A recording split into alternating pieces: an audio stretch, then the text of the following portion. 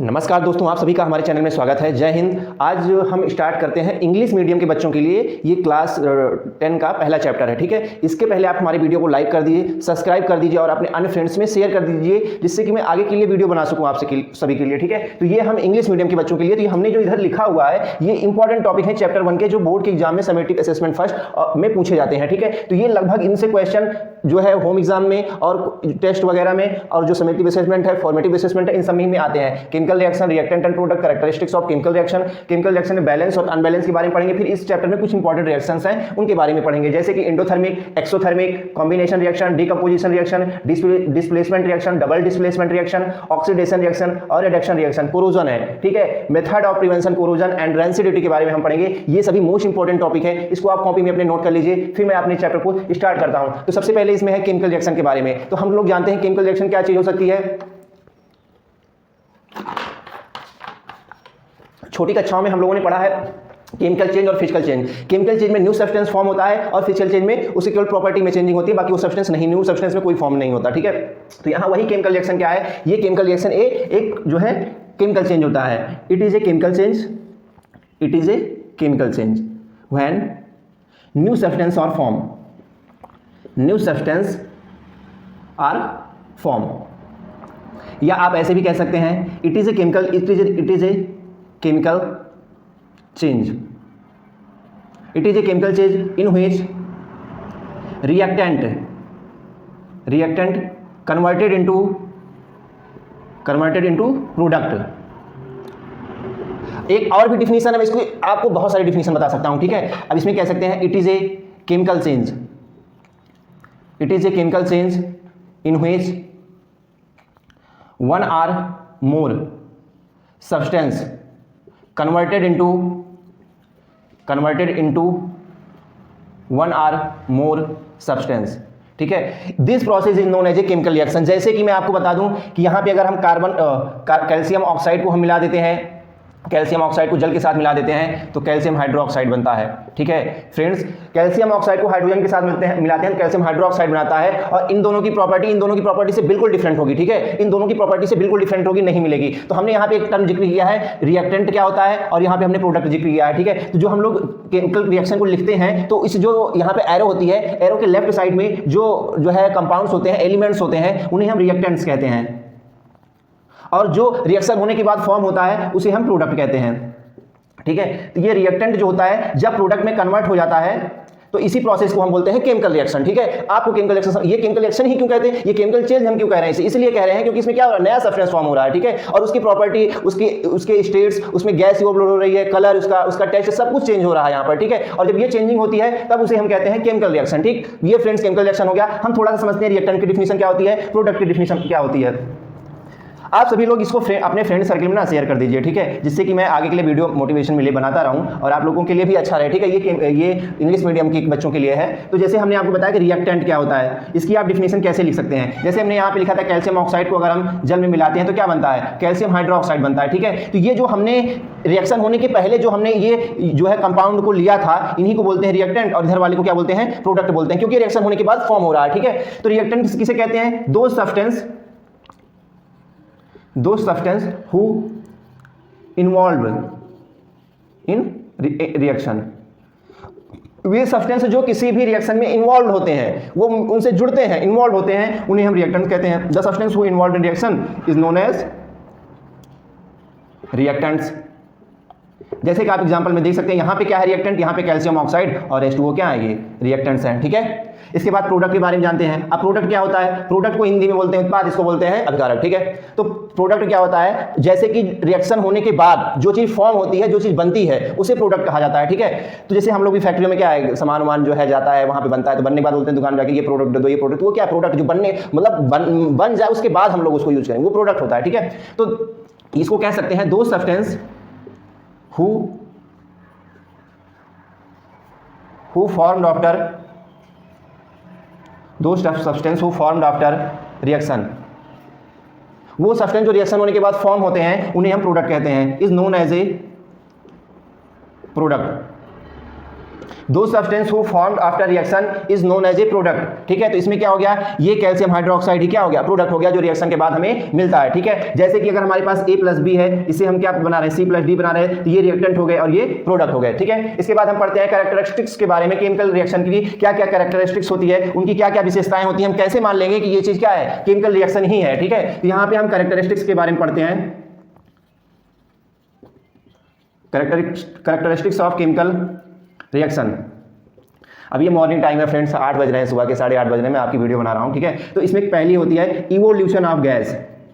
Evolution of gas, जब कोई chemical reaction होता है तो उसमें कोई ना कोई गैस निकलती है। ठीक है, जब कोई केमिकल रिएक्शन होता है तो उसमें क्या होता है, उसका टेस्ट जो है, उसका टेस्ट, उसका स्वाद बदलता ही है, चेंज द टेस्ट, उसका स्वाद बदलता है। जब कोई केमिकल रिएक्शन होता है तो उसका टेम्परेचर चेंज ही होता है, जो रिएक्टेंट्स होते हैं उनका टेम्परेचर कुछ और होता है, प्रोडक्ट का टेम्परेचर कुछ और होता है, change in temperature.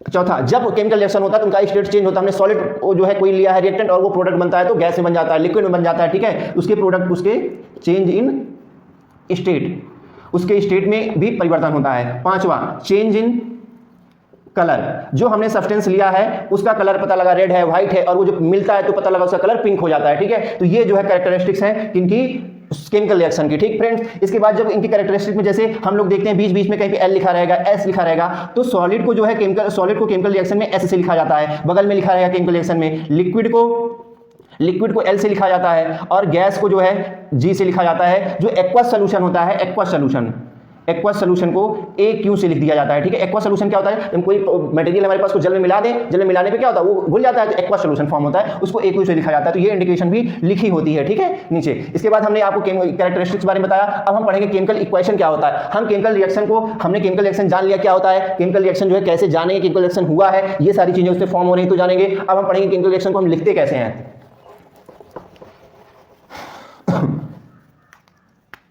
Chemical equation, marker नहीं चल रही है।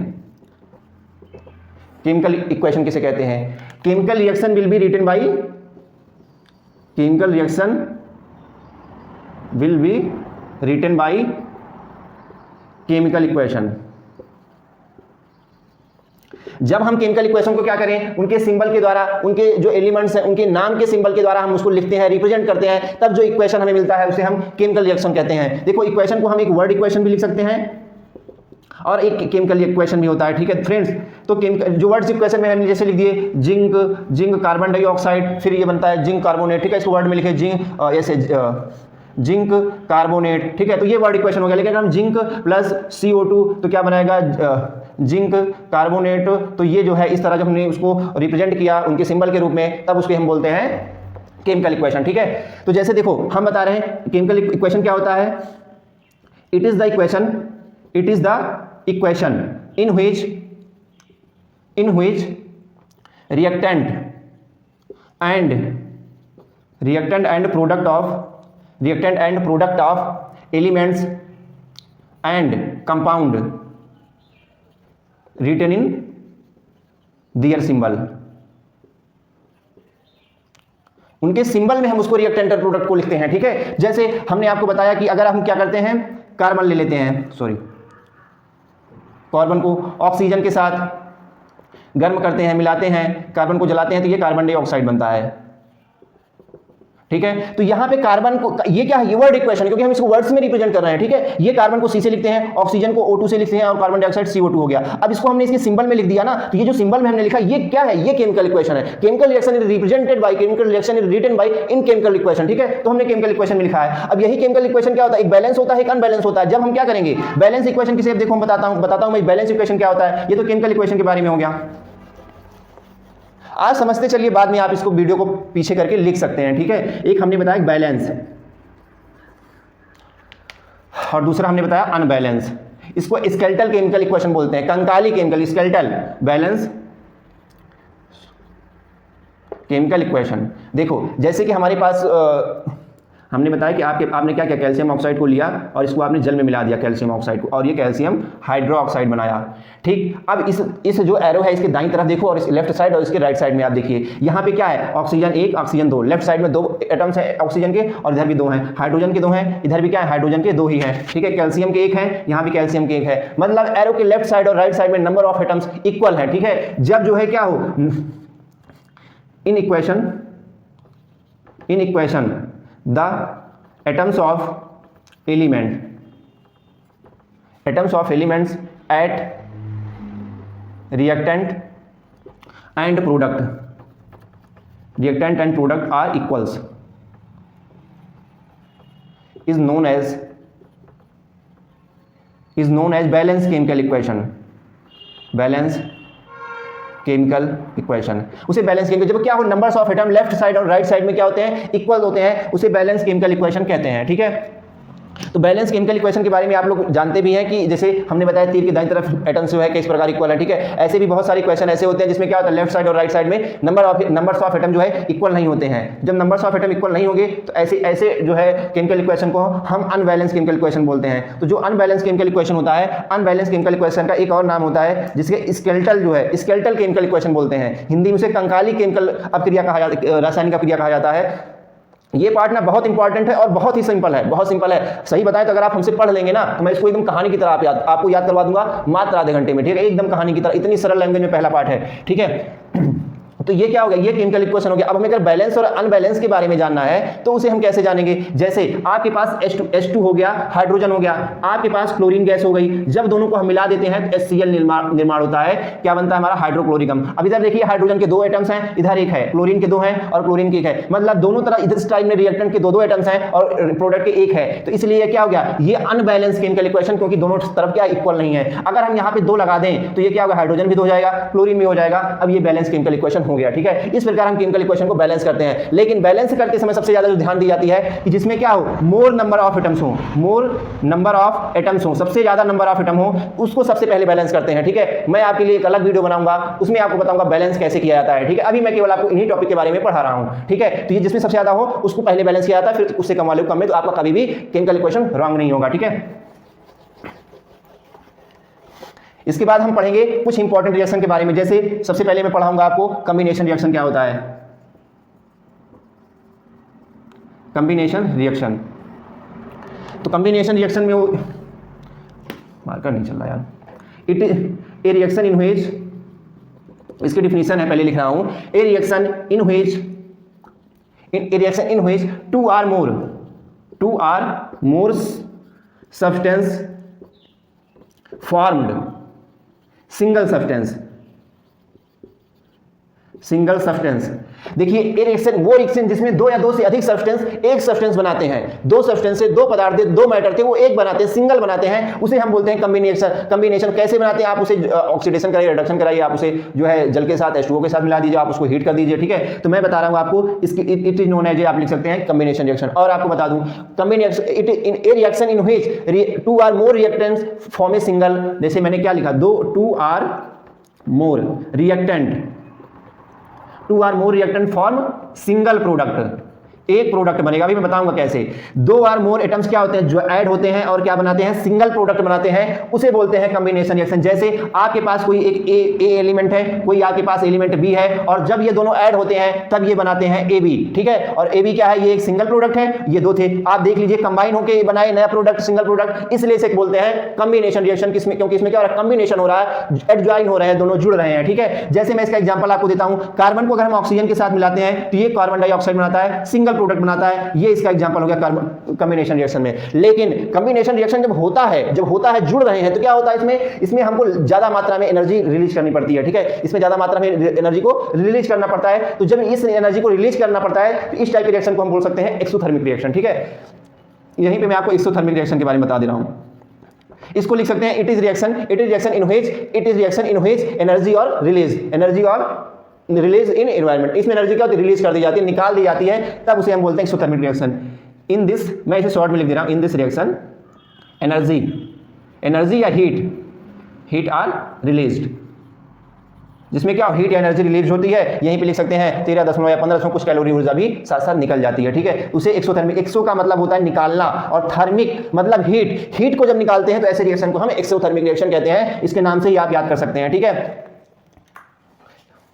तो इसके बाद हम पढ़ेंगे डीकंपोजिशन रिएक्शन। अब डीकंपोजिशन रिएक्शन क्या होता है? डीकंपोजिशन रिएक्शन कॉम्बिनेशन रिएक्शन का जस्ट एकदम अपोजिट होता है, जस्ट इसका उल्टा होता है, ठीक है।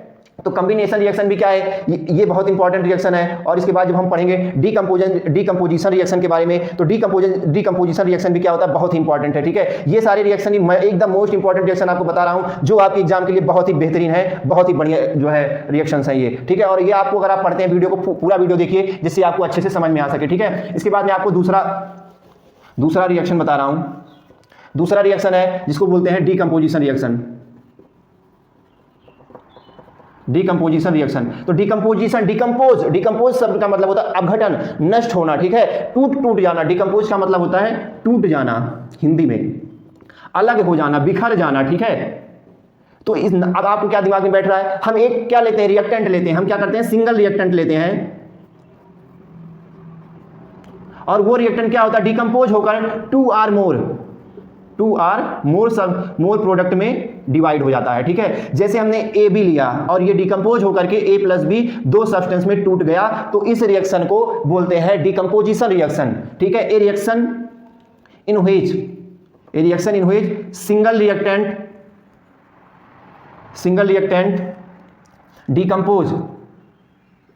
Decompose into 2R more product, ठीक है। दो या दो से अधिक प्रोडक्ट में डिवाइड हो, 2R more product is known as decomposition reaction,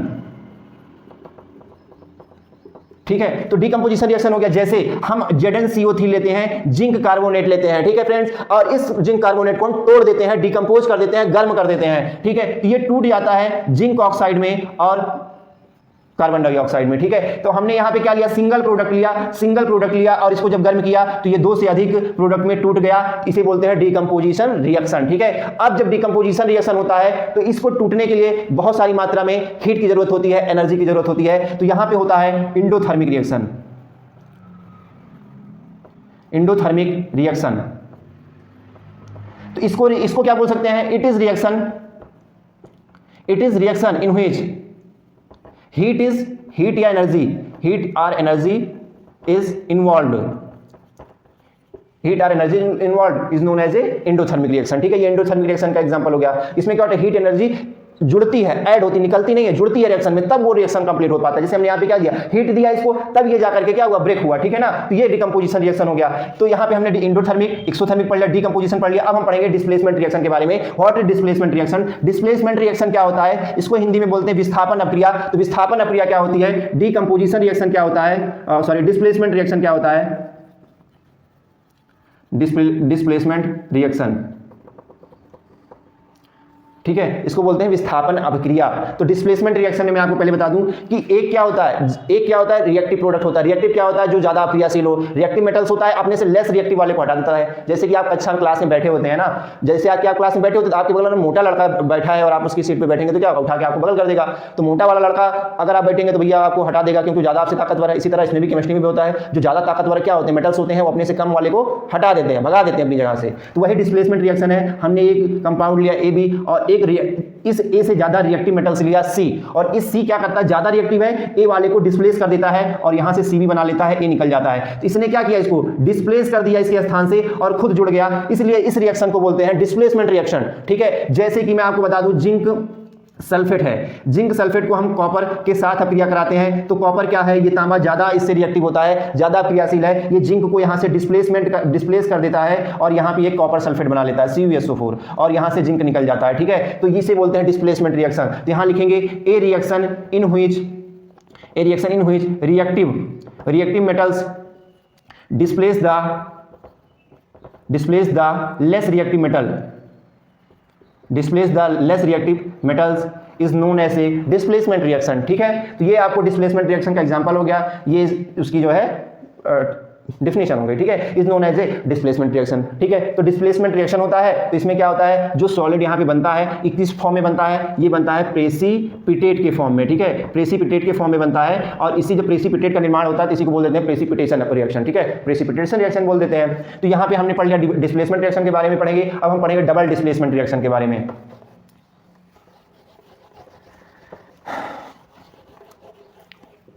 तो आइए देखते हैं डबल डिस्प्लेसमेंट रिएक्शन क्या होता है। डबल डिस्प्लेसमेंट रिएक्शन, ठीक है। तो डबल डिस्प्लेसमेंट में डबल है, दो बार, देखो double displacement, double displacement reaction, यहां पे डबल डिस्प्लेस हो रहा है, दो बार अपने स्थान से हटाए जाते हैं, ठीक है, दो बार डिस्प्लेसमेंट होता है। जैसे कि हमने एक कंपाउंड लिया ए बी, एक कंपाउंड लिया सी डी, तो ये सी वाला क्या करेगा, ए को उसके स्थान से डिस्प्लेस करके क्या बना ले रहा है, सी बी बना ले रहा है। फिर ए वाला क्या कर रहा है, इसको डिस्प्लेस करके उसके स्थान से क्या बना ले रहा है, ए डी बना ले रहा है। तो यहाँ पे एक बार यहाँ पे डिस्प्लेसमेंट हुआ और एक बार यहाँ पे हुआ, दो बार डिस्प्लेसमेंट हुआ, इसलिए इसको बोलते हैं डबल डिस्प्लेसमेंट रिएक्शन बोलते हैं, ठीक है। लेकिन जो इसकी डिफिनीशन होती है उसको लिखते हैं a reaction in which atoms and या atoms or group of atoms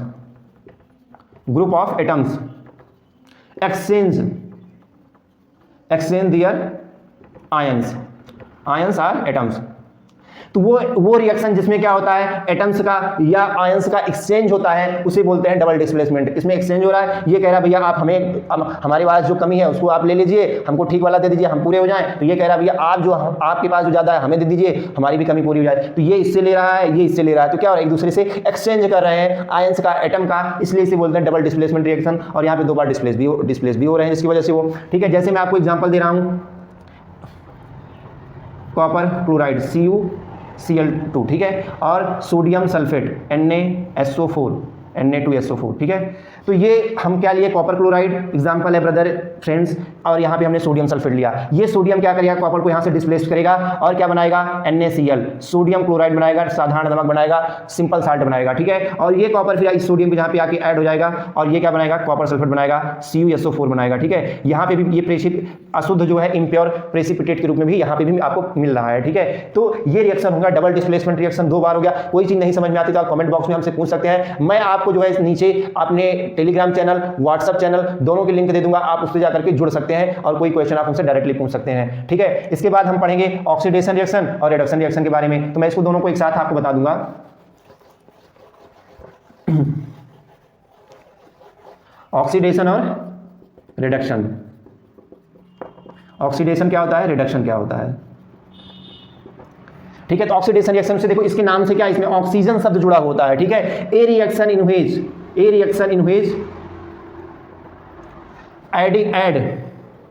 adding of oxygen, जिसमें क्या हो, ऑक्सीजन क्या हो, ऐड होता हो, वो रिएक्शन जिसमें ऑक्सीजन ऐड होता हो, ऑक्सीजन जुड़ता हो, एंड रिलीज ऑफ हाइड्रोजन, या तो क्या हो, हाइड्रोजन रिलीज होता हो या तो ऑक्सीजन ऐड होता हो, उसे बोलते हैं ऑक्सीडेशन रिएक्शन। जैसे हमने कार्बन के साथ ऑक्सीजन जोड़ दिया तो यहाँ कार्बन के साथ ऑक्सीजन ऐड हो रहा है, जुड़ रहा है, तो इसलिए इसे बोलते हैं हम ऑक्सीडेशन रिएक्शन बोलते हैं, ठीक है। जहां पे कार्बन ऑक्सीजन ऐड होता हो और हाइड्रोजन निकलता हो। और इसी का जस्ट अपोजिट क्या होता है, रिडक्शन होता है। इसमें क्या होता है, रिडक्शन में जो ऑक्सीजन होती है यहाँ पे रिलीज होती है, निकलती है, और जो हाइड्रोजन होता है, हाइड्रोजन यहाँ पे ऐड होता है, जुड़ता है, ठीक है। A reaction in which adding of hydrogen and releasing of oxygen just opposite is known as a reduction reaction, ठीक है। तो जैसे मैं आपको बता दूं, यहाँ पे हमने क्या किया, कॉपर ऑक्साइड था ये, ठीक है।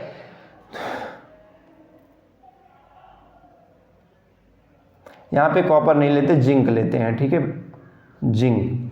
तो क्या बनाता है ये,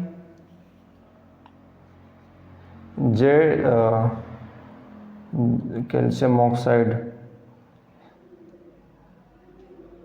कॉपर CO ले लें, क्या CO2 ले लेंगे, CO ले लेंगे, तो यहाँ ऑक्सीजन आके जुड़ जाएगा, हाइड्रोक्साइड नहीं। तो इसके लिए एक अपक्रिया है जिंक। जैसे देखिए आप, वो जिंक है और इसमें जो है आप हम क्या जोड़ दें, जिंक ऑक्साइड H2O, तो क्या हो जाएगा, जिंक हाइड्रोक्साइड ZnOH, लेकिन Mg होता है, MgO, मैग्नीशियम ऑक्साइड लिए और H2O से किए तो क्या हो गया, मैग्नीशियम हाइड्रोक्साइड हुआ, ठीक है। तो यहाँ पे क्या हुआ, ये हाइड्रोजन आकर के Mg के साथ जुड़ रहा है, ये देख लीजिए, ठीक है। तो हाइड्रोजन जुड़ रहा है तो इसे मैग्नीशियम, ये क्या हो गया, ये रिडक्शन रिएक्शन हो गया, जिसमें क्या होता है, हाइड्रोजन जुड़ता है, ठीक है। इसके बाद देखो, जहाँ एक होता है, आप पढ़ते हो कहीं पे दिया है रेडॉक्स रिएक्शन, रेडॉक्स रिएक्शन। तो जिस रिएक्शन में ऑक्सीडेशन भी होता है, जिस रिएक्शन में ऑक्सीडेशन होता है साथ साथ रिडक्शन भी होता है, ठीक है, जिसमें ऑक्सीडेशन भी हो रिडक्शन दोनों एक साथ होते हो, उसे बोलते हैं रेडॉक्स रिएक्शन, ठीक है। तो रेडॉक्स रिएक्शन हो गया। इसके बाद हम पढ़ते हैं कोरोजन क्या होता है और उसको प्रिवेंट कैसे करेंगे। तो इसमें सबसे पहले हम पढ़ेंगे कोरोजन के बारे में। कोरोजन को क्या बोलते हैं हिंदी में, इसको हिंदी में बोलते हैं संक्षारण बोलते हैं, ठीक है फ्रेंड्स, संक्षारण बोलते हैं। बड़ा अटपटा सा शब्द लग रहा है जब इंग्लिश पढ़ते हैं तो कोरोजन क्या होता है, जब हम किसी मेटल्स को ओपन में रख देते हैं, कहीं खुले में रख देते हैं, तो एसिड से या हमारे जो इन्वायरमेंट है इसकी ऑक्सीजन से ये मॉइस्चर से अपक्रिया कर लेता है, रिएक्शन कर लेता है, और रिएक्शन करके ऑक्साइड बनाता है, और धीरे धीरे क्या होता है, ये नष्ट होना शुरू हो जाता है, डैमेज हो जाता है, अपने आप को लॉस्ट करना शुरू कर देता है, ठीक है। तो उसी को बोलते हैं, उस प्रोसेस को नष्ट होने को कोरोजन। जैसे कि हम क्या करते हैं, आयरन को लेते हैं, आयरन को हम फेंक देते हैं, कहीं पे रख देते हैं, धीरे धीरे कुछ दिन बाद हम देखते हैं उसमें क्या हुआ, ब्राउन कलर की जंग लग गई, उसमें ब्राउन कलर का वो हो करके, और वो धीरे धीरे क्या हो रहा है, नष्ट हो रहा है, खराब हो रहा है, उसका जो वेट है वो कम होता जा रहा है, तो वो क्या होता है, उसे हम कहते हैं कोरोजन, ठीक है। गाँव में कहते हैं मोर्चा लग गया है भैया, ठीक है, तो वो कोरोजन होता है। तो कोरोजन क्या होता है, कोरोजन में ए रिएक्टिव मेटल्स, कोई हम रिएक्टिव मेटल्स लेते हैं, a reactive metals put in moisture, इसको हम मॉइस्चर में या एसिड के साथ रख देते हैं, put in moisture acid, it's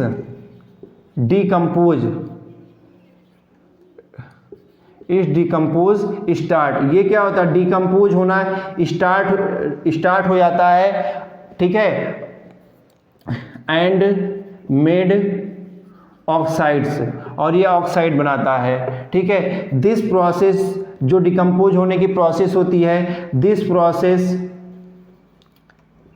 is known as corrosion.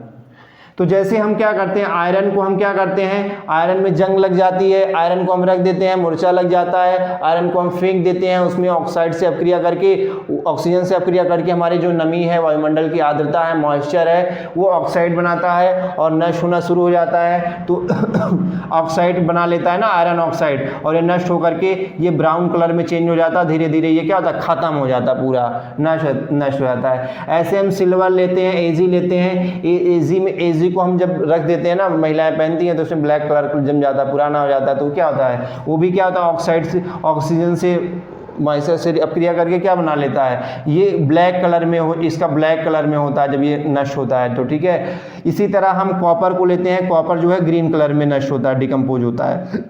तो ये कोरोजन हो गया। कोरोजन से हम बचाव कैसे करेंगे, कोरोजन से बचाव के लिए जो मैं आपको बता दूं, सबसे पहला हम लोग क्या करते हैं, घरों में हमारी साइकिल्स है, हमारे घर के इंस्ट्रूमेंट्स हैं, घर के हमारी मशीनरीज है, उसको हम पेंट कर देते हैं। तो हम क्या करेंगे, मेथड ऑफ प्रिवेंशन,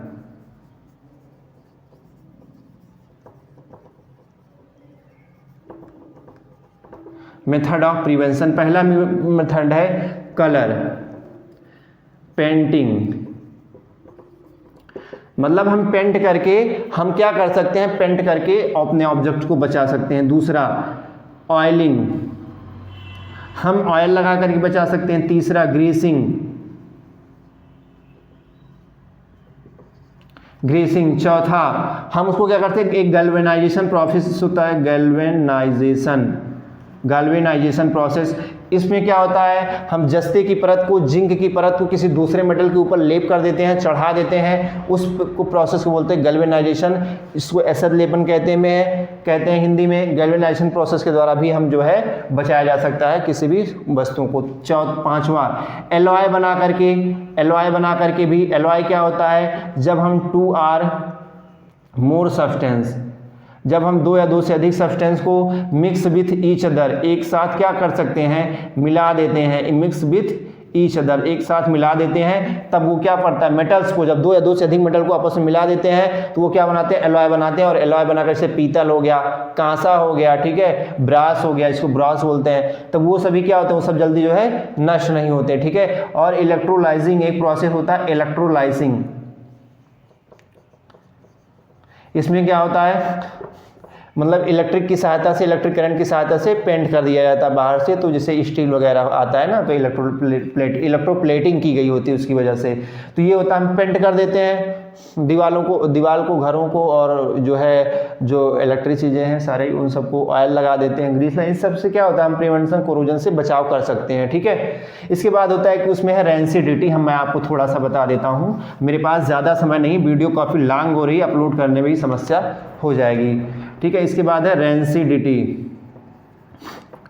रेंसिडिटी क्या है, जिसको हिंदी में बोलते हैं विकृत गंधिता। हम लोग घरों में देखे हैं, हम लोग क्या करते हैं, ऑयली और तेल की चीज़ों को रख देते हैं, और रखने से काफ़ी कुछ समय बाद उनसे क्या होती है, बैड स्मेल आने लगती है, वो खाने लायक नहीं रह जाती, तो हम बोल सकते हैं कि ये जो हमारा फूड है ये जो है रेंसिडिटी हो गई, इसमें ये खराब हो गया है। अगर ऐसे भोजन को हम खाते हैं तो हमारी डेथ भी हो सकती है, ऐसी खबरें हम न्यूज़पेपर में पढ़ते रहते हैं, होती भी हैं, ठीक है। तो रेंसिडिटी क्या है, रेंसिडिटी वो है जिसमें क्या करते हैं हम, फैट्स एंड ऑयली मटेरियल्स